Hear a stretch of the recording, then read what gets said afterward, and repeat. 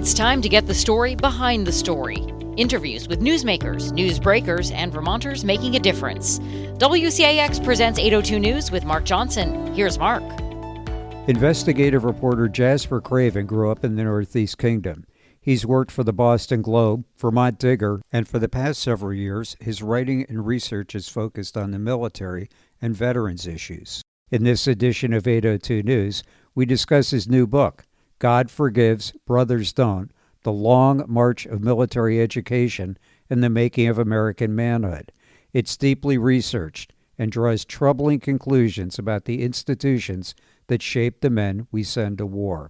His work is particularly timely given America's involvement in conflicts overseas, including today in Iran.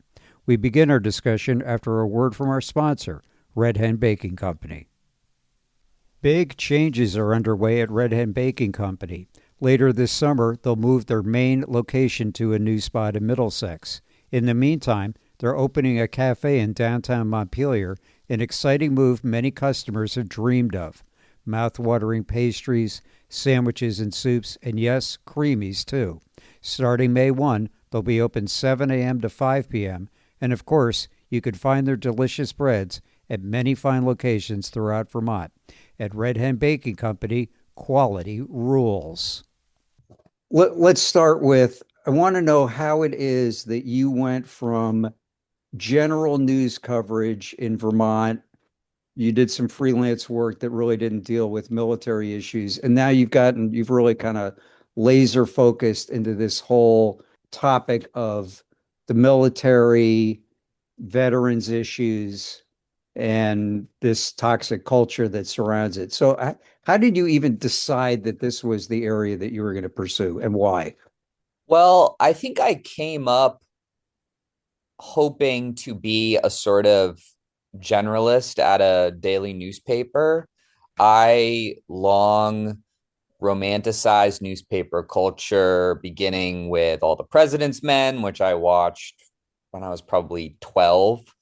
From there, I had a column at the Caledonian Record in the Northeast Kingdom, which is a small but mighty regional paper. And remember just sort of that buzz in the newsroom of a newspaper with a printing press. I mean, it was all very exciting to me. Then I was able to be at the Globe, where I was doing general assignment reporting, bouncing from, courts to cops to weird animal sightings and all of the rest. And I found that really fun. And I learned a lot doing that. And it sort of felt like a fun, busy, frenetic gig that from time to time would sort of slow down and allow for sort of a larger feature that allows you to stretch some new muscles. But as we all know, newspaper journalism is in crisis. And I sort of saw that decline happen in real time.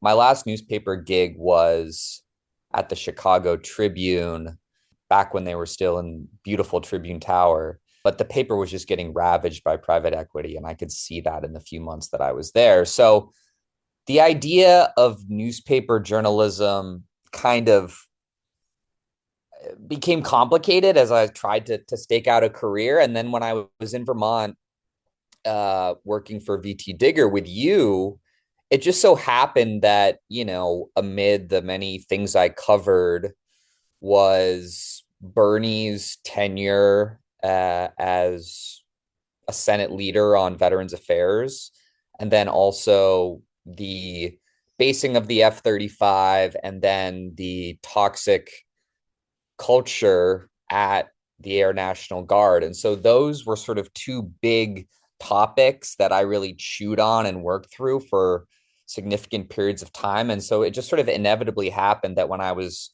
trying to distinguish myself in New York and create a freelance beat, veterans issues and the military were two things I knew about and felt kind of undercovered to me. And so I just sort of made the practical choice to pursue them. So you saw a gap. I saw a gap. Yeah. I mean, honestly, I looked at a lot of federal agencies. I was like, okay, well, I don't have the scientific chops to cover the EPA. I don't have the legal knowledge to cover the Department of Justice. I don't have the covert connections and don't even know how to start securing them for the CIA. Like I was just like, okay, what do I and then like, there's all these other beats and areas where I just didn't feel like I had much personal background, and I would sort of like it felt like I would be an outsider covering like racial justice or whatever, and I wasn't necessarily the guy to tell that story. And I mean, the truth of the matter is that most of the people on the military and veterans beat are military veterans. And so actually, I am a bit of an outlier in this world. And a lot of civilians, I think, sort of feel uncomfortable in these spaces and don't totally know how to talk to veterans and all of the rest. And certainly I've received some blowback as a civilian covering this space. But because my dad was so involved in the anti-war movement during Vietnam, and that just kind of like colored my childhood and the stories he would tell and all of the rest, I felt there was something sort of deep inside me that felt kind of comfortable with challenging these systems. And I was like, okay, well, I sort of know the basic deal here. And I have some of the history, and also um, feel like I could just sort of bring a unique perspective that wasn't either, the like really technical reporting about weapons contracts, nor the sort of like visceral war on the ground war reporting, but something else that interrogated the culture and all of the sub agencies and, additional missions of the VA and the DoD, which are the two largest federal agencies. I'm glad you mentioned your dad and his experience in Vietnam because I think that's just such an incredibly formative period of time and experience for people of his age. And I'm a little closer to his age than yours. I wasn't really, certainly eligible to get into Vietnam, but I knew, my older brothers friends and peers were of that. And I think still to this day, it has such a huge impact on the way we conduct politics, the way the military is run. I did not know before I started looking into this book you did that, for example, maybe I knew this, but I had forgotten Donald Trump went to a military school. I mean, who Yeah, knew? right, right. Yeah, I mean, as I argue in the book, I think Vietnam was a watershed moment in the American military for a number of reasons. The first being, or sort of the most obvious being, that the war was, um, you know, ethically complicated is maybe a diplomatic way to say it, morally murky, or bankrupt potentially. And there was this profound shattering of the myths that undergirded the military to this point, that the mission was right and the men were good, and there was sort of a like moral order and a nobility undergirding this very violent work. That myth shattered so quickly. I mean, if you sort of like, as I was looking at the news clips and the sort of the histories and memoirs of the post World War II era, the military was, number one in the citizenry's eyes. There were all of these really positive films about West Point and about the sort of noble, upstanding gentleman officer. People were clamoring to go to military schools, to enlist. But the Pentagon just bungled it so quickly within a decade, really. There were people just viciously attacking the military. People really woke up to what was going on. I mean, even, troops returning against this war, throwing their medals on the steps of the Capitol. Um, And this really established pretty deep resentment among military elites towards the public, which I sketch out in the book. And a lot of that has to do with the fact that historically, if you joined the military, you were assured exemplar status in your community. You would be written up in the paper. You would, be able, you would have relatively easy access to nice, pretty, smart women who would, fawn over you. I mean, there was all of these other sort of cultural shifts, these second and order and third order effects around sort of men's status in the military, and all of a sudden the sort of perks and pomp that they were used to and really relied on and looked forward to were gone. And so that sort of forced this reimagining of military masculinity, created just a much harder, more violent edge to things. And you can sort of see the effects of that still playing out today. Well, let's talk a little bit about that because you talk about this toxic masculinity that's an outgrowth of these military institutions. Educate me. What do you mean by that? Yeah, well, I think that from the foundation of America, there has been this sort of like really tricky paradox, which is that the population is generally very skeptical of military power and very skeptical of conflicts abroad. I mean, you can see this in the years after the Revolutionary War.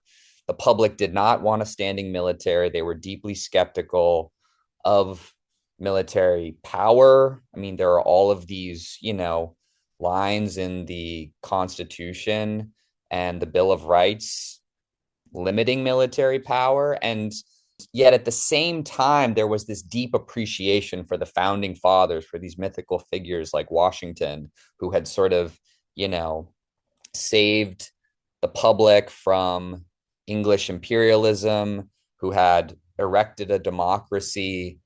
And so you see sort of at the same time an archetypal man being built around not simply George Washington as he was, but the sort of most sort of macho and mythological stories about him, that he could throw a silver dollar across, a half a mile, that he was strong, that he, was unafraid of bullets or bloodshed. I mean, these were all sort of circulating in the public imagination at the time, even though they weren't true. And so you can kind of see then an idea of what manhood should be that is firmly rooted in military service and in military leadership and in sacrifice and all of these things.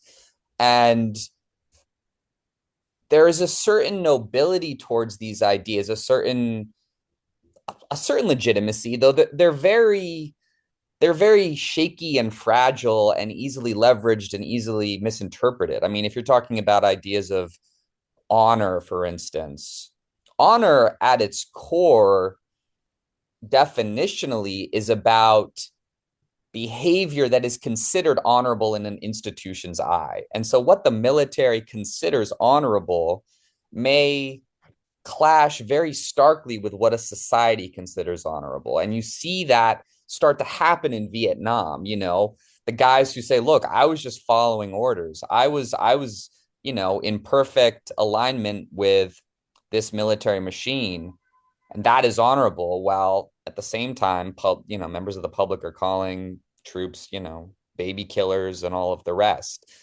And so really what the book is talking about in relation to toxic masculinity is just that there are all of these big ideas that are ill-defined and that the military often sort of leverages cynically for brutal aims. I mean, the military's mission is not to like validate masculinity or provide sort of a sustainable sense of self. It is to break someone down, build them back up, and ensure that if push comes to shove, they will operate in loyalty to the mission, whatever that is. There's a lot of window dressing around that in order to entice people to join, especially now, to get excited about this. But often that rings false.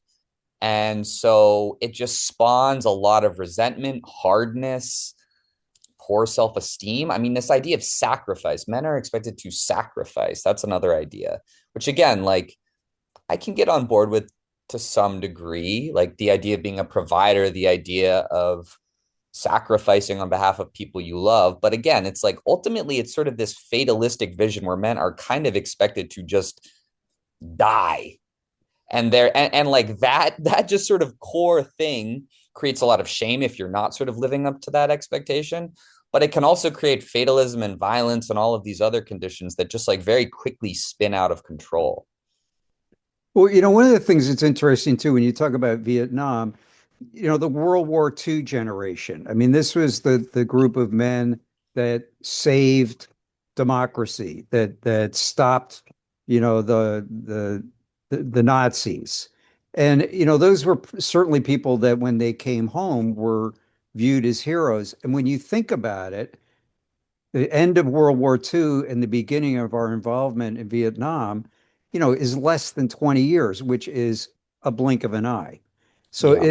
it's sort of fascinating how quickly things changed.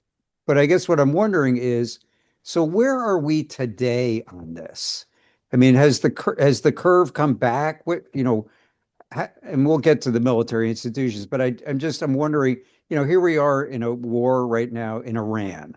I mean, are we World War II? Are we Vietnam? Where are we? Yeah, well, it's a good question. And I think we are sort of in a new era that hasn't fully solidified yet. I mean, the ghosts of Vietnam, I think, will forever haunt the Pentagon, largely because there was never an actual reckoning over it. Instead, what you get are all of these revisionist histories about how the military would have won if only, if only the public had let us, if only we had been able to stay a couple more years, if only we had been able to go a bit harder, a little bit faster, all of the rest. I mean, one of the core elements on paper of military leadership that I deeply respect is reckoning and accountability. And honestly, you just don't see that anymore. You look at some of these old guys like MacArthur, there was something ingrained in him that there was a certain humility, a certain lived humility, and a certain curiosity about failure and how to understand it.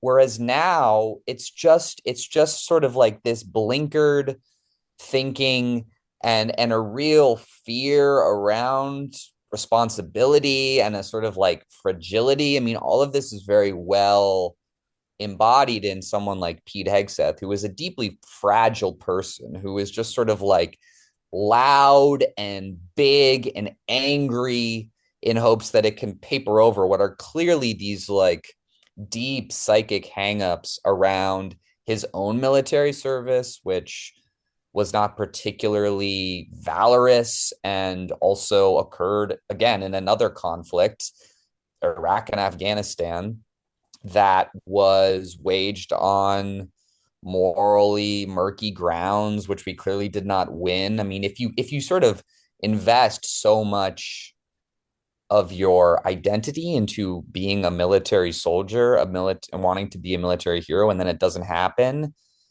it can be, again, it can be shocking and shattering. And so what we see now is Hegseth as a stand-in for many veterans of the global war on terror, trying to find and squeeze out some legitimate valor, some, unadulterated win. And so it's kind of these like short bursts of conflict that don't fully offend the anti-war sensibilities that are pervading in America today, but that can be sort of cast as triumphant and victorious.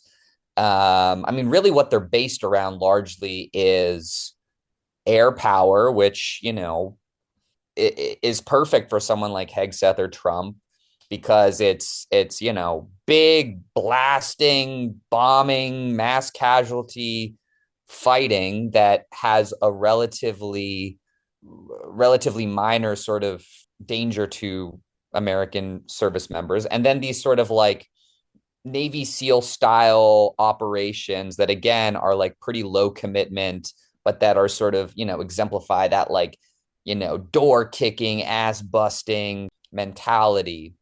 They're basically just trying to sort of maintain a certain like a certain power on the world stage in while sort of acknowledging that a major operation would be politically disastrous. Well, and it's very macho, It's right? I very mean, and at the same time, the Iranians can have little boats with mines or drones and keep the United States firepower at bay. right. Totally. Yeah. So let's talk about these military institutions. What did you find? So this book is in part a kind of a building off of what you found at Valley Forge. What was the problem that you found at Valley Forge, a well-known military academy?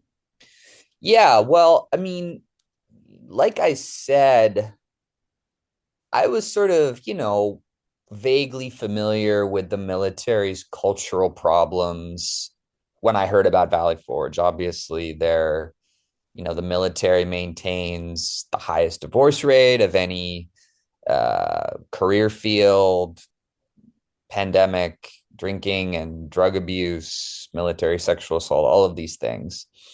I wasn't able really, though, to like quite pin a reason onto why those things were happening. I mean, there's sort of vague ideas in my mind, but I got a tip from one of General Mattis's former body men that this school, Valley Forge, was in serious trouble, facing financial ruin and declining enrollment because of, administrative corruption and poor supervision, which had sort of allowed this very violent cadet run hierarchy to thrive. And it was in investigating Valley Forge that I came to sort of start to see a like network materialize of how military ideology is devised, implemented, spread. I mean, everyone who joins the military must undergo some sort of like training, some sort of abbreviated education of what the military is about. Obviously, if you're a recruit, this is like a few weeks at basic. But if you're at a military school like Valley Forge, this is a more fleshed out curriculum. There's a pedagogy here. You're able to sort of see more clearly how the military builds its culture, shapes its people. At Valley Forge, this was sort of all at an extreme. And so what I was able to see is sort of the core tools used to shape boys and men Into killing machines. essentially. Yeah. I mean, ultimately, at the end of the day, that's the mission. And so, I don't think it's extreme to describe this as akin to like cultish indoctrination. Like there is a deliberate attempt to isolate these boys from their families, from their friends, to shave their heads, to give them new uniforms, to impose, a book's worth of punitive rules and regulations that are so sort of bamboozling to the mind and so sort of like overwhelming, really, that they sort of crowd out other bigger ideas around the morality of what they're doing, the sort of their own safety and autonomy. I mean, this is what cults do. This is very clearly the same tactics. And that's not to say that everyone in the military is like indoctrinated, some sort of like, zombie that has no ability to think for themselves. But the military knows what it's doing, and it's successfully been able to orient young men mostly around a mission that almost never really redounds positively on them as individuals. I mean, there are certain things about military culture that I think are beautiful and are why people stay in or have positive feelings. I mean, obviously killing a bad guy if they're trying to hurt your friends, or if they're trying to hurt civilians or whatever else, there can be maybe some sort of sense of honor derived from like killing someone, but most of it's just about being with a tight knit group of men and showing that you love them and you support them and you will do whatever you can to keep them safe and get them back to their family. That is a beautiful thing to me. And it's weaponized, I think, by the military. But I can see, people developing real sustainable pride from that. But beyond that, I mean, the military is basically just through, financial enticements, through promise of sort of exemplar status, all of these other things, just, churning men through a really rough system and putting them through a very dangerous job, often not for that much money, maybe a pension if you stay long enough. And so there really is like an element here of deep indoctrination that goes beyond the sort of early like plebe training and the sort of breaking down process. It's then about building these men up with ideas, with classes and curriculums, types of classes. I mean, everything's pretty tightly focused on science and engineering, black and white subjects that encourage black and white thinking, yes and no, not much humanities. I mean, it's all very well honed. And so I just found that at Valley Forge, and I was like, wow, there's actually thousands of programs across the country that are doing something like this. You mentioned for a lot of people, this is an opportunity for education. I mean, particularly people that aren't elite. The military has, in some ways, and the military education has been kind of viewed as a way to get out and to get and maybe in some cases the only way you're going to get an education. Totally. Yeah, no, there's something deeply ironic that to for many Americans who want to attain a college degree, they must first be sort of churned through the military's own, curriculum, which can, really warp how they think about the world in profound ways. I mean, I spoke to many former cadets and officers, graduates of West Point and the like, who at some point get their PhD at a civilian college or a bachelor's or whatever it is. And they describe this very intense opening of the world to them. I mean, most of the time, these are people in the military who live the exact same life in the exact same space. They eat the exact same food. They're reading the exact same intelligence reports. It's a very narrow aperture. But then if you're able to enter this broader, I mean, this is what makes the humanities and higher education so great, is that you're sort of all of a sudden exposed to a million different ideas, all these sorts of people, departments that focus on very abstract subjects, art, culture, language. And there is something deeply that is sort of like deeply beneficial of being in that environment, as many, former cadets told me. Questioning and mind opening. Yes. Why should people care what's going on in military institutions? Yeah, I mean, there's kind of this like argument that I even get a lot when I'm pitching military stories, which is essentially like, look, 2% of the American population serves in the military right now. I mean, a lot of editors don't even really consider what's going on now a war. It's kind of like, well, we're not having a war. There's nothing major. Everything's sort of approximated to like, or compared to World War II. And so war is kind of just this like latent thing happening in the background that's always at a manageable scale, and it doesn't feel close or real, or that there's much stakes for most people on the line. Practically, maybe that's true. The military has done a very good job at sort of abstracting conflict and containing it.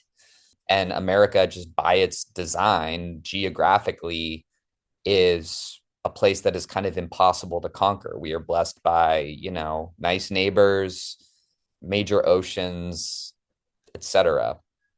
Part of the reason it matters is because of the fact that incredible amounts of American taxpayer dollars are going to fund these systems at the expense of other agencies and opportunities and paths for men to thrive. I mean, people talk a lot about the masculinity crisis, and you can see that mutating and warping in really dangerous ways across the manosphere in the leadership of Pete Hegseth.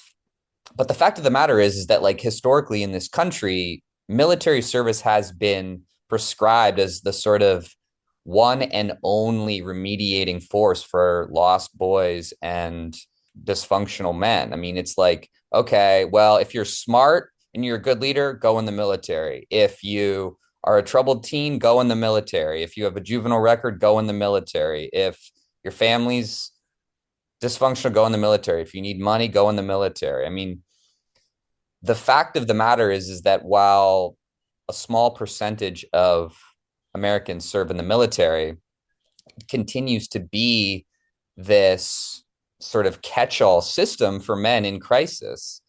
And it's not doing them any favors most of the time. I mean, the fact that we would consider funneling men into an institution that, is today the number one predictor of violent extremism is crazy. Military service is today the number one predictor of violent extremism in this country. Nicholas Cruz, who committed the worst mass shooting at a school at Parkland, was in JROTC and had warped delusions about military service. I mean, that's the other thing, is like, beyond the sort of numbers around military service, there are all of the sort of cultural influences that the military has in books, movies, recruitment ads, the Hummer, the toy soldier. I mean, the military has just sort of like so deeply infused popular culture and man culture in general that it's just its future will dictate how American masculinity perpetuates. Well, I think I'm glad you mentioned Hollywood, because I think if you look at Tom Cruise and all these Top Gun movies, I mean, it is a whole industry of itself to build up and glorify. I was thinking of Officer and a Gentleman. I mean, and then all these different fronts, the impact that Hollywood has had. But we need a military, right? Yeah. I mean, we need a military of some size. I think that's right. Yeah, I mean, we're sort of in this tricky pickle now because we've had this long history of imperialism and supporting proxy fights and just killing, hundreds of thousands of civilians in the Middle East, especially, or being complicit in that killing. And so we are at a point now where we sort of need a military, arguably, because we have just spawned so many enemies and so much extremism from our irresponsible escapades. I mean, everybody likes to point to the stat that America's military budget is larger than the next 20 countries combined. Most countries don't have significant militaries and they are basically fine.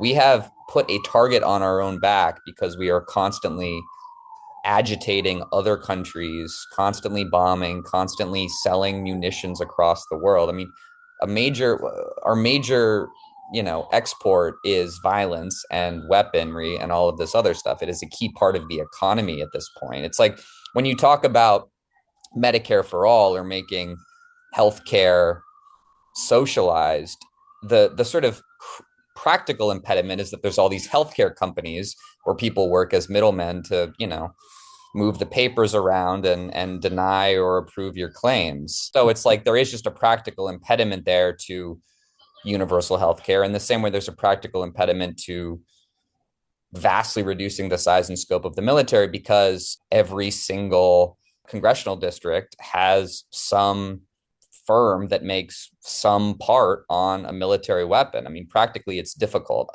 I don't think, though, that we need to have a massive military. Again, like I said, America is blessed in a way few countries are in terms of it just sort of like isolation from the rest of the world. I mean, when there will not, no one is actually afraid of America being invaded. I mean, yes, there's the threat of nuclear weapons, but like we're the most bellicose figure, arguably, on that front. So I think it's possible. Yeah. I mean, I don't think we should abolish the military, but I just think that we're in a place now where there's all this blowback. And, like I've talked about with, the threats abroad that we've spawned, but also just veterans who are deeply sick and violent, committing terrorism here. I mean, January 6th was largely led by veterans. Many mass shooters have military history or romanticize the military. We're just in a place where it's starting to the sort of the deeply violent military culture that we've spawned is starting to catch up with us and really undermine core sort of the peace on the home front. Are these military schools, academies, institutions stronger than ever? Are they fading in popularity?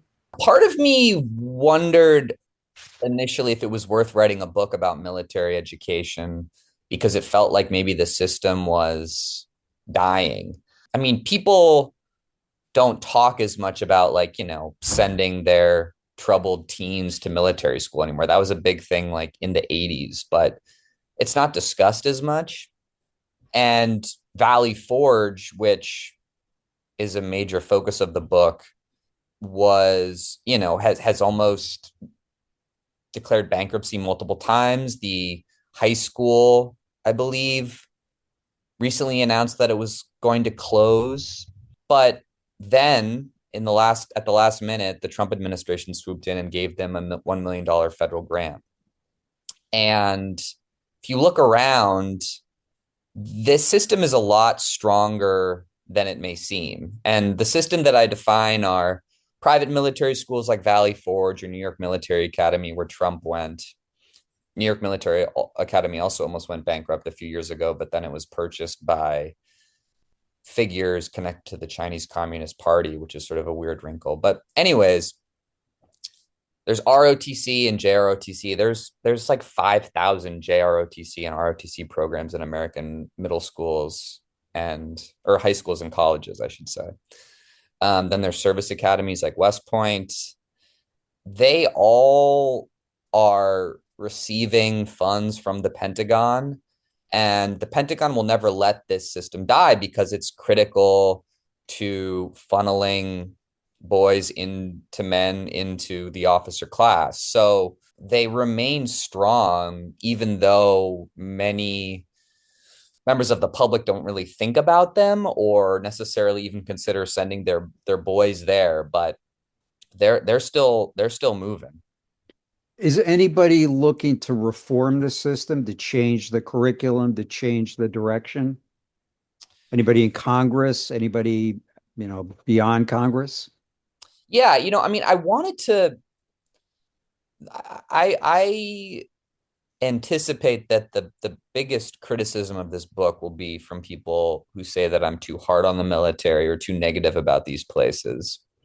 The truth of the matter is I wanted to track down, the fabled reformer who had been through this system and knew how to fix it. And I just couldn't find anybody. There's this one guy named Pat Ryan, graduated from West Point in 2004, served in the Army honorably, and is now a Democrat U.S. representative who's actually the first West Point graduate to represent his alma mater in Congress. Like his district in upstate New York includes West Point.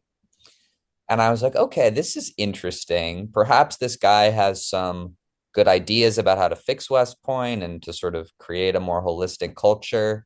And he's on basically the board of directors at West Point. He's appointed for a few years. So I went to one of those meetings, and one of Trump's appointees, Mike Flynn, basically spent the entire meeting hooting and hollering about how, West Point has, caved to DEI and isn't teaching its men to kill anymore, and it needs to be overhauled in all of these reactionary and violent ways. And Pat Ryan just sat there the whole time and didn't say a thing.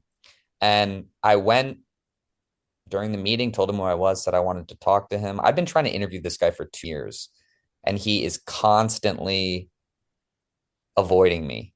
He won't talk to me. And he hasn't articulated anything interesting about how his alma mater should be run, even as it's facing a massive crisis because Pete Hegseth is gutting it of civilian professors, gutting it of, DEI books like Toni Morrison and books on slavery and all the rest. He is doing nothing. And partly one of the worst military or most sort of cynically utilized military ideas is loyalty. Loyalty is a big thing in the military.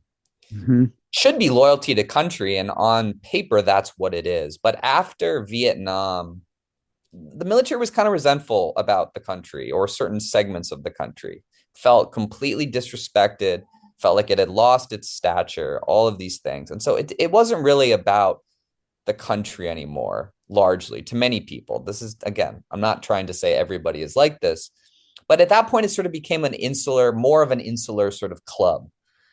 It was about looking out for each other, and you got to be loyal to me and I'll be loyal to you. And if something goes wrong, let's not talk about it. Let's just watch out for each other. And there's that mentality that especially pervades the service academies, the most elite places like West Point. I mean, they're known as the ring knockers, sort of like this, or the West Point Mafia. Like there is a sort of good old boys club that exists. And that's really the only thing I can think of as to why someone like Pat Ryan, a Democrat who's, campaigned with AOC and seems to have pretty good politics, won't lift a finger or utter a word about what's happening at his alma mater.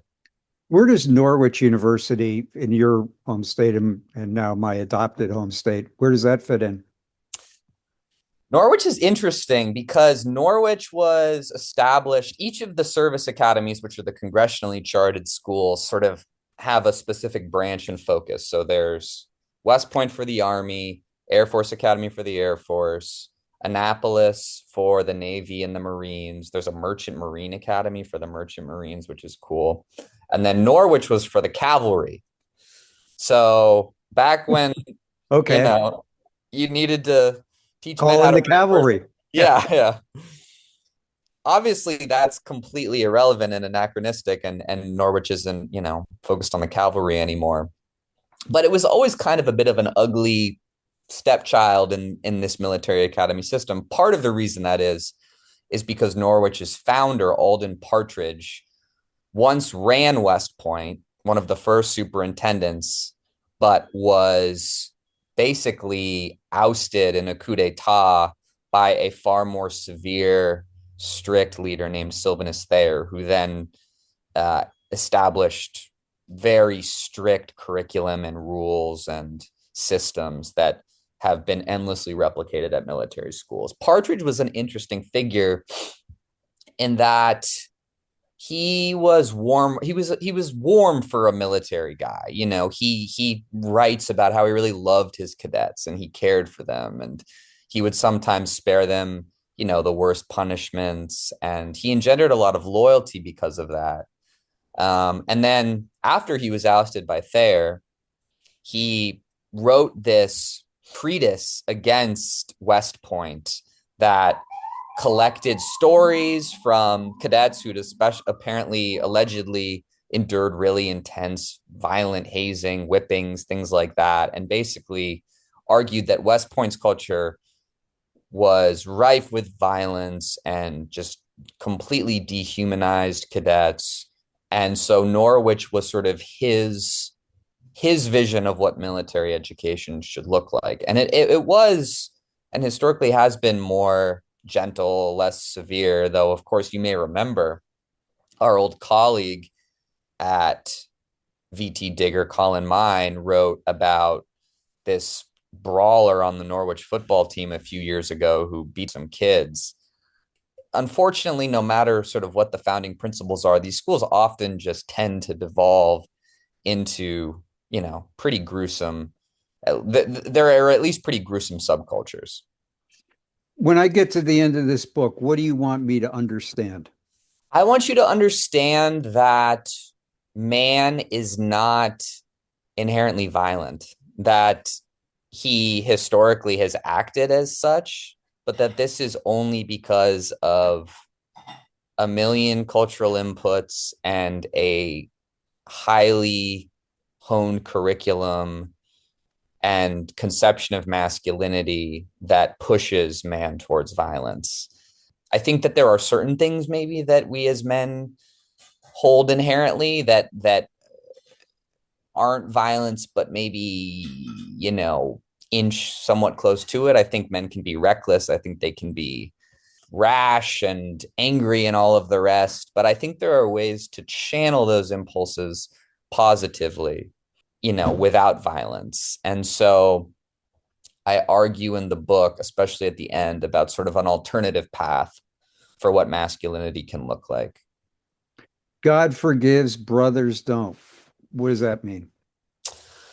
God forgives, brothers don't was a long time motto of the West Point football team until about 6 years ago when it was discovered that God forgives, brothers don't was first the Omerta Code of the Aryan Brotherhood, a white supremacist neo-Nazi prison gang in Texas.